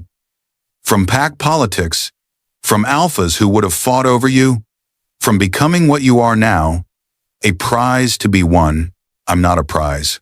Then why do they want you? Because I asked them to. The words landed like a blow. Minho actually stumbled back a step. You asked them, he repeated slowly. You called them. You chose them. Yes, after everything I did for you, everything I sacrificed, you sacrificed nothing, I said, anger finally bleeding through. You rejected me to save yourself from having to deal with what I was, and now you can't stand that I survived without you. You didn't survive. His voice rose. You're barely holding together. I can see it. The way your hands shake. The way you can't meet my eyes for more than a few seconds. You're terrified, Jiho. Of me. Of them. Of yourself. He was right. God, he was right. But being right didn't make him any less wrong. I am terrified, I admitted. But that's what you made me. Scared and small and convinced I deserved to be thrown away. But here's what you didn't count on, Minho. Scared people can still be brave, and small people can still stand tall when they have something worth fighting for. And what are you fighting for? He asked. Them? 3 alphas you've known for less than a day? No. I stepped forward, closing the distance between us. I'm fighting for me. For the version of myself you tried to destroy. For the Omega who deserves to be chosen, not claimed. Who deserves to be loved, not owned. Minho's expression cracked. For just a moment, I saw the alpha I'd fallen for. Vulnerable, lost, hurting. I did love you, he whispered. I know, I said.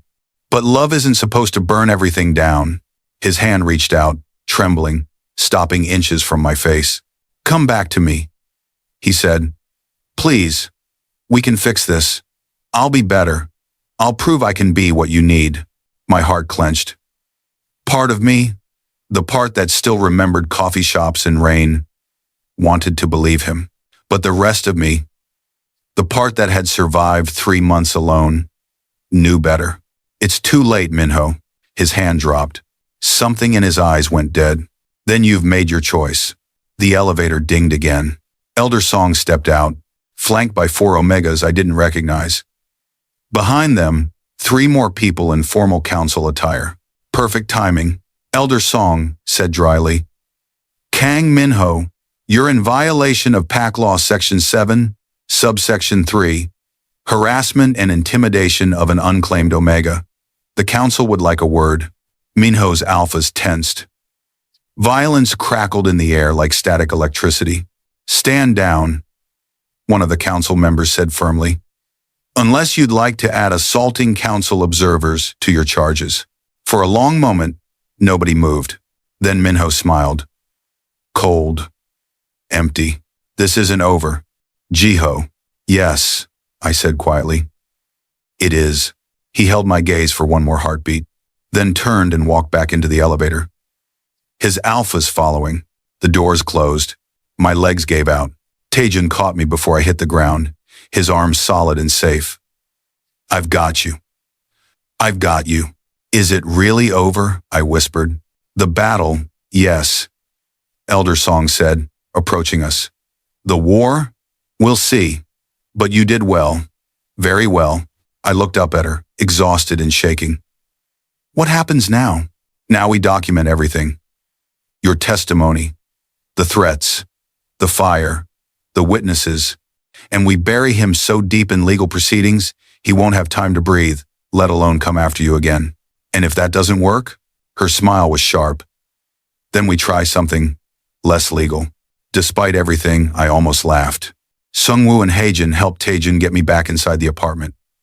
The door closed, sealing us away from the hallway and the memories and the ghost of an alpha who couldn't let go. I collapsed onto the couch, my whole body trembling with adrenaline. "You were incredible," Haejin said softly. I was terrified. "Terrified and incredible aren't mutually exclusive," Sungwoo said. Taejun knelt in front of me, his hands framing my face gently. "You faced him. You stood your ground. You chose yourself. Do you understand how strong that makes you?" "I don't feel strong," I whispered. "I feel like I'm falling apart." "Then fall apart," he said simply. "We'll hold the pieces until you're ready to put them back together." And finally, after months of holding everything in, after years of pretending I was fine when I was breaking, I let go. The tears came hard and fast, ripping through me like a storm. Taejun pulled me against his chest, his arms a fortress. Sungwoo's hand found my back, rubbing slow circles. Haejin's fingers tangled with mine. I cried for the bookstore, for the life I'd lost, for the version of myself who believed Minho when he said he loved me, for every moment I'd felt small and worthless and disposable. And somewhere in the grief, something else bloomed. Relief. It was over. Really over. I faced Minho and survived. I'd chosen myself and lived through it. I'd won. The tears slowed, then stopped. I pulled back, wiping my face with shaking hands. "Sorry," I mumbled. "Don't apologize," Taejun said firmly. "Not for feeling. Not with us." I looked at the 3 of them, at the concern in their eyes, the unwavering support, the promise that I wasn't alone anymore. "Thank you," I whispered. "For what?" "For seeing me when I couldn't see myself." Haejin smiled, soft and genuine. "That's what packs do." Pack. I had a pack. My phone buzzed one last time. I tensed, expecting another threat from Minho, but it was from an Elder Song. "Council's opening a formal investigation. Minho's been ordered to stay away from you pending hearing. You're safe. For now. Rest. You've earned it." I showed the message to the others. "It's really over," Sungwoo said, relief thick in his voice. "For now," I said. She said, "For now. Then we'll deal with whatever comes next when it comes," Taejun said. Together. Together. I leaned back into the couch, exhaustion pulling at every muscle. The adrenaline was gone, leaving only bone-deep weariness. Sleep, Heijin said gently. We'll watch over you. I should go back to the guest room. Or you could stay here, Seungwoo said. With us? So, you're not alone. I looked at them, at the offer in their eyes. Not alone. Never alone again. Okay, I whispered. Taejun grabbed blankets. Seungwoo adjusted pillows. Heijin dimmed the lights, and I lay there, surrounded by 3 alphas who'd chosen to protect me instead of possess me, and felt something I hadn't felt in years. Safe. The sun climbed higher outside the windows, bathing everything in gold. We'd survived the night. And maybe, just maybe, we'd survive everything else too. My eyes drifted closed, and for the first time in 3 months, I slept without nightmares. But sleep didn't hold me for long. My eyes opened to soft light filtering through half-closed curtains. The apartment was quiet, except for the steady rhythm of breathing around me. Taejun sat in the chair by the window, eyes closed but posture alert. Seungwoo was stretched out on the floor nearby, one hand resting near where I lay. Heijin leaned against the wall, arms crossed, watching me with those ocean-deep eyes that never seemed to miss anything. You're awake, he said quietly. I nodded, my throat tight. My body felt heavy, like I'd been running for miles. Maybe I had been, just not with my legs. How long? 20 minutes. Heijin moved closer, crouching beside the couch. You cried in your sleep. We almost woke you, but then you settled. I cried in my sleep. Of course I did. Sorry. Stop apologizing, he said. But his voice was gentle. You've been through hell. You're allowed to break. I don't want to break. Then don't think of it as breaking. Think of it as shedding skin that doesn't fit anymore. I looked at him, at the sincerity in his expression, and felt something shift in my chest. How do you do that? I asked. Do what? Say exactly what I need to hear. He smiled slightly. I listen. Most people don't. Taejun stirred, his eyes opening immediately, the way an alpha wakes. Instant alertness. Ready for danger. Everything okay? He asked. Yeah, I said. Just thinking. Seungwoo sat up, running a hand through his hair. Dangerous activity, thinking. Despite everything, I almost smiled. My phone buzzed on the coffee table. We all tensed. But it was just a text from an elder song. Hearing scheduled for tomorrow, 2 p.m. Council chambers downtown. Your presence is required. Prepare your testimony. I'll coach you in the morning. Tomorrow. Less than 24 hours to prepare to face Minho again. This time with an audience. This time with everything on the line. I can't do this, I said suddenly. Yes, you can, Taejun said. You don't understand. Standing in a hallway, saying no, that was one thing. But testifying in front of the entire council, with Minho right there, I'll fall apart. Then we'll be there to catch you, Seungwoo said simply. You can't come with me. Council rules. Only the Omega and the accused Alpha in the chamber. Silence fell heavy between us. That's barbaric, Heijin said flatly. That's pack law, I said. The accuser and the accused. Alone. So there's no outside influence. There's always outside influence, Taejun said, anger bleeding into his voice. The council members themselves have biases, alliances. This isn't justice, it's a theater. Maybe. I sat up slowly, my muscles protesting. But it's the only chance I have to make sure Minho can't do this to someone else. At what cost? Seungwoo asked quietly. Your sanity? Your safety? What's the alternative? Let him get away with it. Let the next Omega suffer because I was too scared to speak.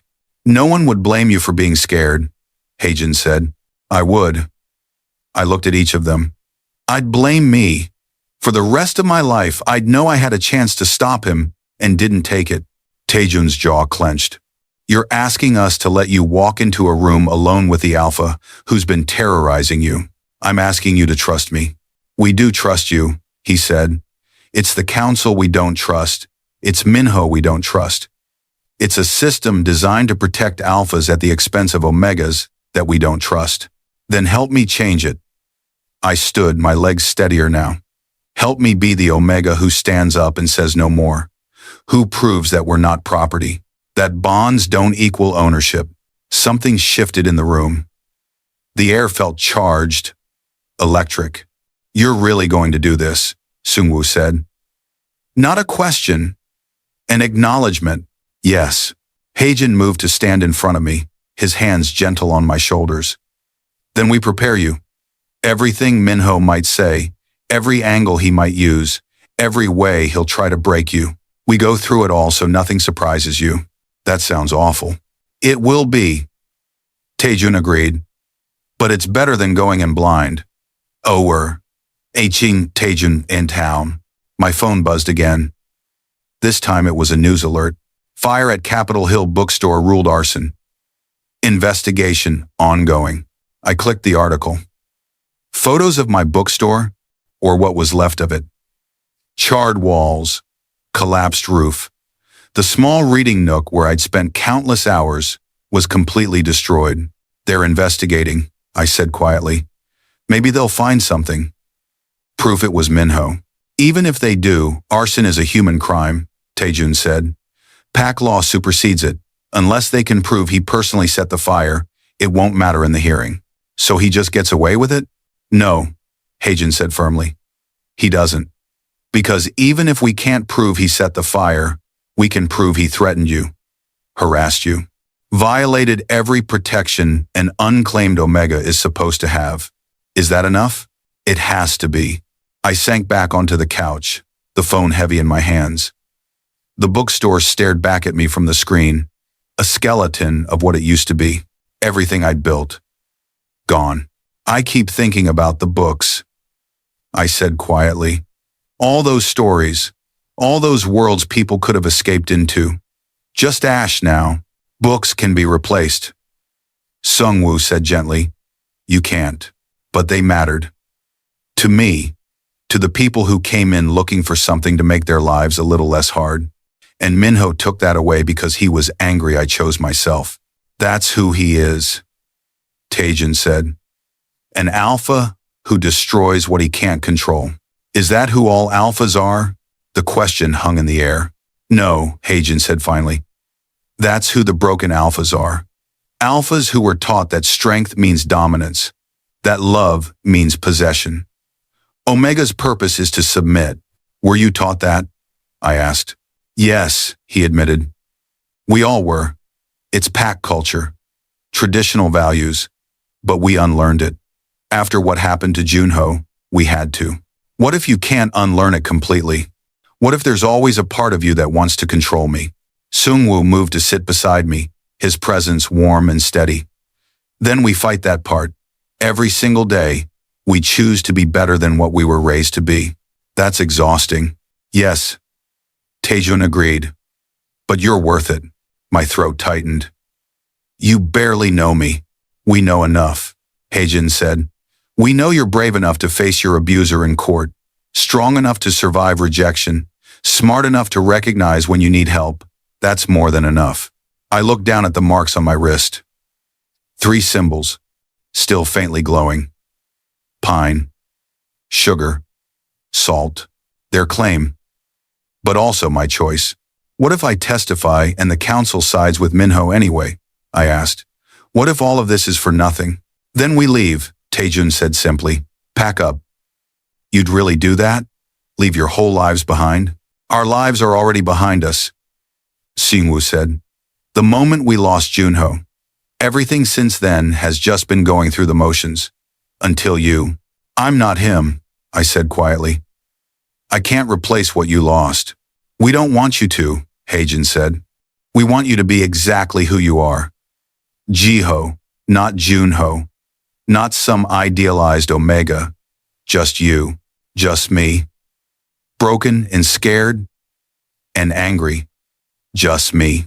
I don't know if that's enough. It is. All 3 of them said together. With the certainty in their voices nearly broke me. A knock at the door made us all freeze. Taejun moved to the intercom, pressing the button. Who is it? Sarah Chen. A woman's voice, trembling. From the bookstore. Please, I need to talk to Jiho. My heart stopped. Let her up, I said quickly. Jiho? We don't know if it's safe. Sungwoo started. She's my coworker. She has kids. If Minho sends alphas to her house, I need to know she's okay. Taejin hesitated, then pressed the button to unlock the building entrance. We waited in tense silence. The elevator climbed. Stopped. Doors opened. Sarah stepped into the hallway, and I saw immediately that something was wrong. Her eyes were red-rimmed. Her hands shook. Her scent, usually soft lavender, was sharp with fear. I opened the door before she could knock. Sarah. She looked at me, and tears spilled down her cheeks. They came to my house. 2 men. They said they were friends of yours. But they weren't, were they? No, I said quietly. They weren't. Did they hurt you? Your kids? No. But they asked questions. About you. Where you lived. Who you talked to. And they said if I saw you, I should tell you that running only makes things worse. Rage burned through my chest. I'm so sorry. You shouldn't have been dragged into this. What's happening, Jiho? The bookstore burned down. Strange men at my door. You disappear. This isn't just workplace drama, is it? I glanced at Taejun, Sungwoo, Haejin. They remained silent, letting me decide how much to reveal. It's complicated, I said finally. But yes, it's more than a drama. And I'm sorry you got caught in the crossfire. Are you in danger? I was. I'm safe now. Safer. Sarah studied the 3 alphas standing behind me, her expression shifting from fear to understanding. These are the ones protecting you. Yes. She nodded slowly, then pulled an envelope from her purse. This came to the bookstore before the fire. I grabbed it when I evacuated. I thought it might be important. Friend. I took the envelope. My name was written across the front, in Minho's handwriting. Of course. One more message. One more attempt to get inside my head. Thank you, I said. Stay safe. Okay? Sarah's voice cracked. I don't know what's happening, but I know you don't deserve whatever this is. She left before I could respond, disappearing back into the elevator. I stared at the envelope in my hands. You don't have to open it, Haejin said quietly. Yes, I do. I tore it open. Inside was a single photograph. Me and Minho, 6 months ago, the night we met, coffee shop, rain, his arm around my shoulders. Both of us smiled like we'd just discovered something precious. On the back, in his handwriting, this is who we were. This is who we could be again. If you just stop fighting. I turned the photo over, looking at those 2 smiling faces. At the Omega who still believed in fate. At the Alpha who hadn't shown his true colors yet. We looked happy. We looked perfect. But perfect was a lie. And happiness built on control always crumbled. I walked to the window and held the photo up to the light. What are you doing? Sungwoo asked. Choosing. I tore the photo in half. Then in half again. And again. Until it was nothing but confetti in my hands. I opened the window. Wind rushed in, carrying the pieces away. He wants me to remember who we were, I said, but I only care about who I'm becoming. Taejun's hand found my shoulder. And who's that? I looked at him. At Sungwoo. At Haejin. At the 3 alphas who'd given me something Minho never did. A choice. Someone who doesn't settle for pretty lies, I said. Someone who fights for truth, even when it's ugly. Someone who knows that being loved means being free, not caged. Haejin smiled. There he is. Who is there? The Omega who's going to walk into that council chamber and change everything. I wanted to believe him. I wanted to believe I had that kind of power. But belief required hope. And hope required risk. Was I ready to risk everything one more time? I looked at the marks on my wrist. At the evidence of my choice. Tomorrow, I said. I will testify tomorrow. And whatever happens after, we face it together. Together. Taejun agreed. As a pack, Sungwoo added. As a family. Heijin finished. Family. Not by blood, not by fate, by choice. The sun was setting now, painting the sky in shades of gold and crimson. The city below buzzed with life, unaware that somewhere in Seattle, an Omega was preparing to fight a system designed to break him. Let them be unaware. Let them stay safe in their ignorance. I'd carry this burden. I'd face this battle, because someone had to.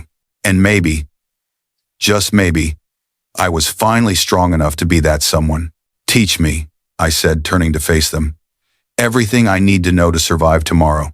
Every trick, every strategy, every way to make sure my voice is heard. Taejun's expression shifted into something focused and determined. Okay, we start now. Thanks for watching. Sungwoo grabbed a notepad. Hajin pulled up information on his phone, and for hours, we prepared. They threw every possible scenario at me, every question Minho might ask, every accusation, every manipulation tactic. And slowly, painfully, I built armor out of truth. Tomorrow, I'll need it. Tomorrow, everything will change. The council chamber was colder than I expected. High ceilings, stone walls, windows that let in gray morning light, but somehow made everything feel darker. Rows of seats curved in a semicircle, elevated like a theater, with council members sitting in judgment above us. I stood in the center of the floor, alone, exactly as the rules demanded. Minho stood 20 feet away, his posture perfect, his expression carefully neutral. He wore a dark suit, looking every bit the respectable alpha. Nothing like the man who'd burned down my bookstore, who'd threatened everyone I cared about, who'd shattered me and then demanded I thank him for it. But I knew what lived beneath that polished surface. Elder Song sat in the observers section, her presence a small comfort. Behind her, I could feel Taejun, Sungwoo, and Heijin, even though I couldn't see them. Their scents carried through the air.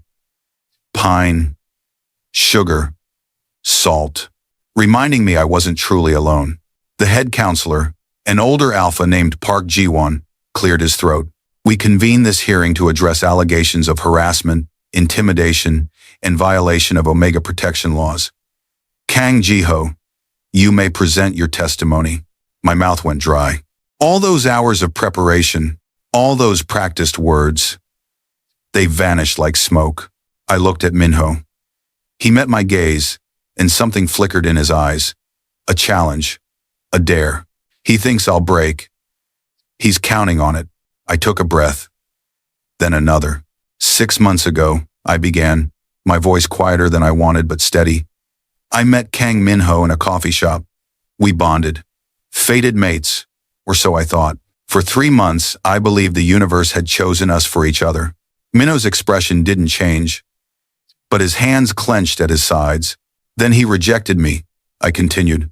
Told me I was mistaken, that the bond was wrong, that I wasn't meant for him. I accepted it, moved on, built a new life in Seattle. And then, Counselor Park prompted, then 3 alphas informed me I was a sanctuary bond. And suddenly, Minho wanted me back. I forced myself to look at the council members, not Minho. Not because he loved me, because he couldn't stand that someone else might. That's not true, Minho said, his voice controlled. I rejected him to protect him. By threatening everyone I cared about? I turned to face him fully. By burning down my bookstore? By sending your enforcer to my coworker's house where her children sleep? That's protection? Murmurs rippled through the council. I never touched anyone, Minho said calmly. The fire was investigated. No evidence links me to it. Because you're smart, I said. You always were. Smart enough to make threats that couldn't be traced. Smart enough to terrorize me without leaving proof. Allegations require evidence, Counselor Park said. Do you have any? My heart sank. This was it. The moment where my word would be weighed against an alpha's. And I knew how that scale usually tipped. I have messages, I said. Threats, photos, a pattern of escalation. Messages can be fabricated, another counselor said, a woman named Kim So-yeon. Do you have witnesses to actual violence? He grabbed my wrist, tried to force a bond renewal. Did anyone see this? Counselor Kim asked. 3 alphas. The ones who now claim him. Convenient witnesses, a third counselor muttered. I felt the case slipping away. Felt the council already deciding that I was just an Omega who regretted his choices. Then Elder Song stood. May I present additional evidence? She asked. Counselor Park nodded. Elder Song approached, holding a tablet. Security footage from the bookstore. Time stamped the night before the fire. It shows Kang Minho entering the building after hours and leaving 16 minutes later. The tablet was passed to the council. Silence fell as they watched. That doesn't prove I set the fire, Minho said. But there was an edge in his voice now. No, Elder Song agreed. But combined with the messages, the threats, the timeline, it establishes opportunity and motive. And there's more. She pulled out a folder. Financial records. Kang Minho withdrew $50,000 in cash 3 days before the fire. No explanation, no record of where it went. That's private information, Minho said sharply. Not when it pertains to a criminal investigation, Elder Song countered. And before you claim I obtained it illegally, you should know the human authorities subpoenaed these records when they opened their arson case. I simply requested copies. The council members exchanged glances.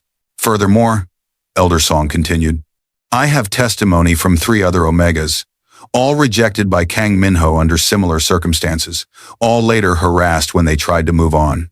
3 others. There were 3 others. I stared at Minho, seeing him clearly for the first time. This wasn't about me. This was a pattern. A history of control and obsession. This is character assassination, Minho said, his composure finally cracking. Those Omegas left willingly.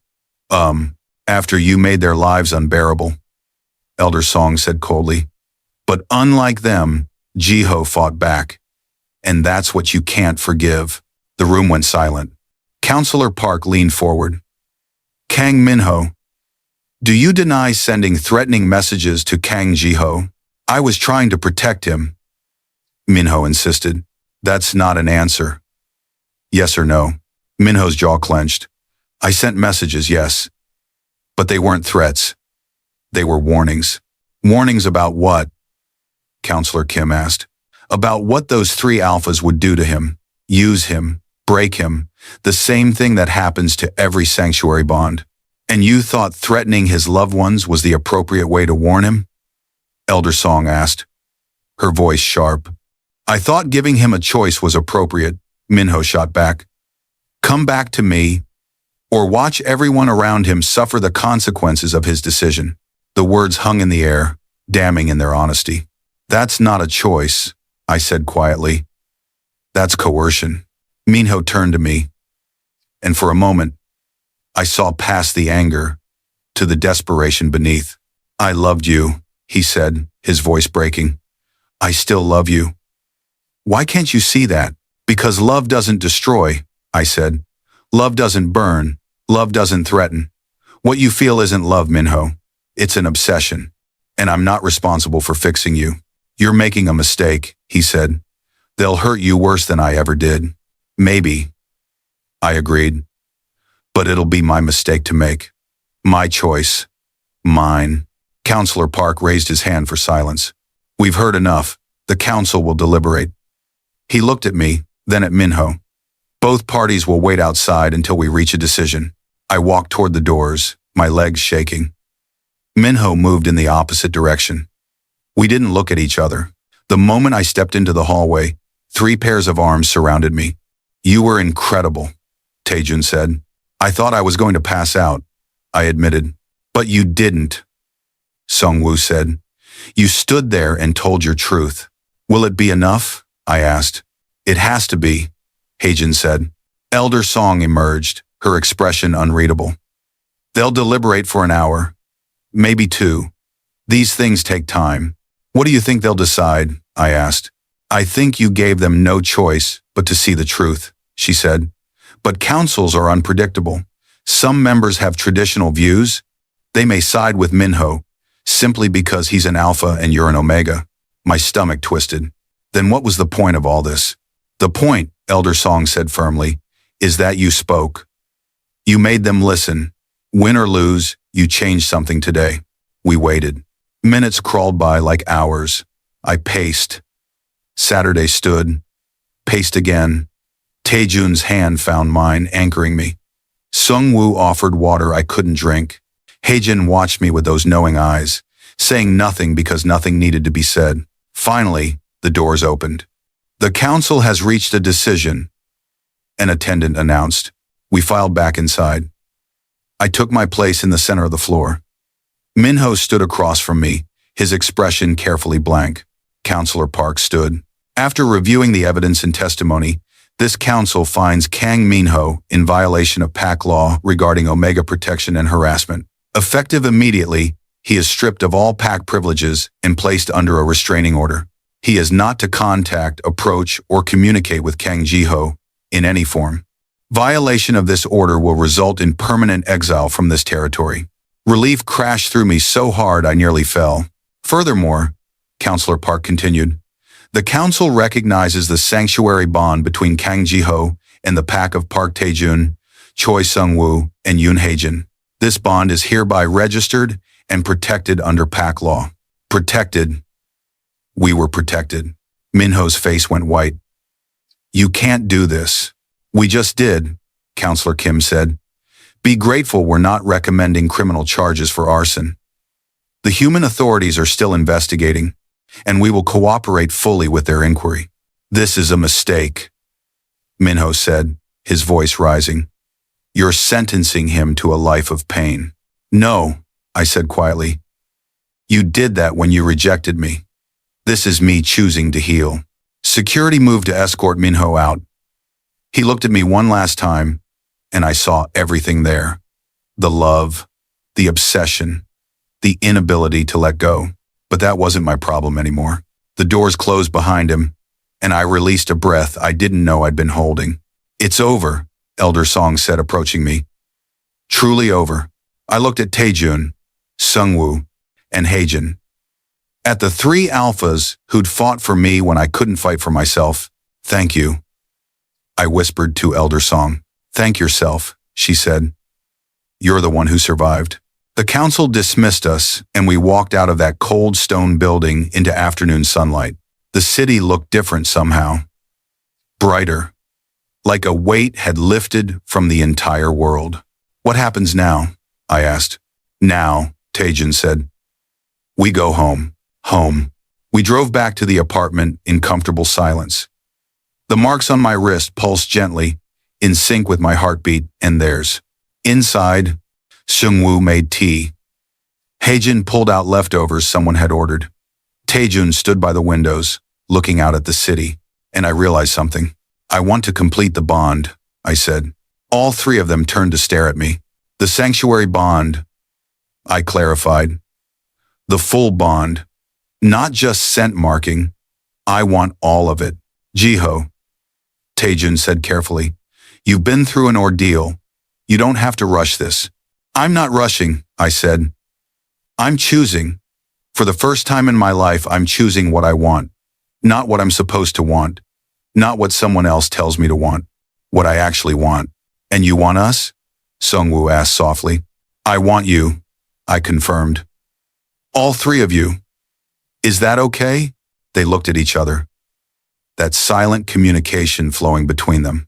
Then Taejun crossed the room and cupped my face in his hands. It's more than okay, he said, but we need you to be sure. A full sanctuary bond is permanent. Once it's formed, breaking it would destroy all of us. I know, I said. I want it to be permanent. I want it to be unbreakable. I want something Minho can never touch, or twist, or take away. Then we'll do it right, Haejin said. With ritual, with intention, with everything a sanctuary bond deserves. When? I asked. Tonight, Sungwoo said. Under the moon. Like the old ways. Tonight. One more leap of faith. But this time, I wasn't jumping alone. The rooftop garden was strung with lights that mimicked stars. Elder Song had helped us prepare, providing the ritual components. White candles, sage, a bowl of clear water, and 3 silver cords, one for each alpha. I stood in the center of a circle they'd drawn in salt, wearing simple clothes. My heart hammered, but not from fear. From anticipation, Taejun entered the circle first. The pine-scented cord in his hands. "I offer protection," he said, wrapping the cord around my left wrist. "Not as a cage, but as a shelter. A place you can return to when the world is too much." The cord warmed against my skin, sinking in, becoming part of me. Sungwoo stepped forward next, his sugar-scented cord gleaming. "I offer steadiness," he said, wrapping it around my right wrist. "Not as an anchor that drowns, but as roots that hold you firm when storms come." His cord merged with Taejun's, braiding together impossibly. Haejin moved last, his ocean-scented cord shimmering. "I offer understanding," he said, wrapping it around both wrists, connecting them. "Not as someone who knows everything, but as someone who sees you, all of you, and chooses you anyway." The 3 cords fused, glowing bright for a heartbeat before settling into my skin. New marks bloomed on both wrists now, intricate and beautiful. A complete sanctuary bond.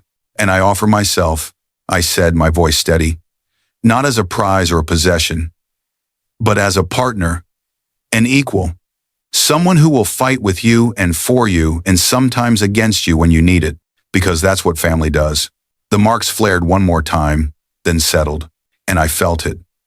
The bond, not controlling, not suffocating, just a present, a warm hum in my chest that connected me to all 3 of them. Complete.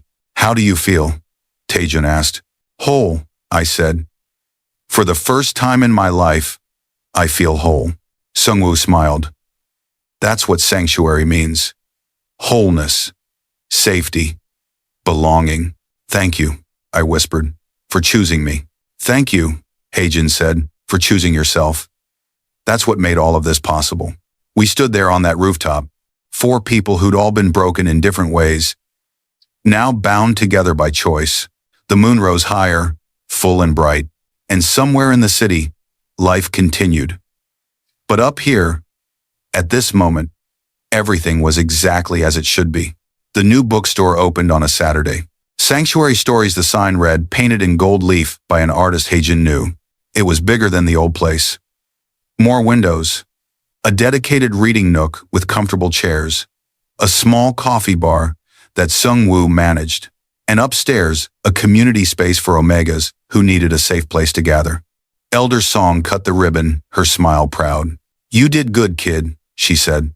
"We did good," I corrected, gesturing to Taejun, Sungwoo, and Haejin. All of us. The store was filled with people. Some I knew, some I didn't. Sarah came with her kids, former customers from the old store, and new faces, drawn by word of mouth about the bookstore that rose from ashes. Minho never contacted me again. The human authorities had enough evidence to charge him with arson. He took a plea deal, community service, probation, and permanent exile from Seattle once it was complete. I heard he moved to Portland. Started over. I hoped he got help. But mostly, I didn't think about him anymore. The past was past, and I had a future to build. That night, after the customers left and the store was quiet, I sat in the reading nook with my pack. "This feels right," I said. "Yeah," Taejun agreed. "It does." Taejun hurrahed. "What should we read first?" Sungwoo asked, browsing the shelves. "Something with a happy ending," I said. Haejin pulled out a book, grinning. "I know just the one." He settled beside me, opening to the first page. Taejun and Sungwoo flanked my other side, and together, surrounded by stories and safety and the people who chose to love me as I was, I listened. The story was about an Omega who lost everything and found something better. It sounded familiar. Outside, rain began to fall, but inside, we were warm. The sanctuary bond hummed contentedly in my chest, and for the first time in my life, I wasn't just surviving. I was living.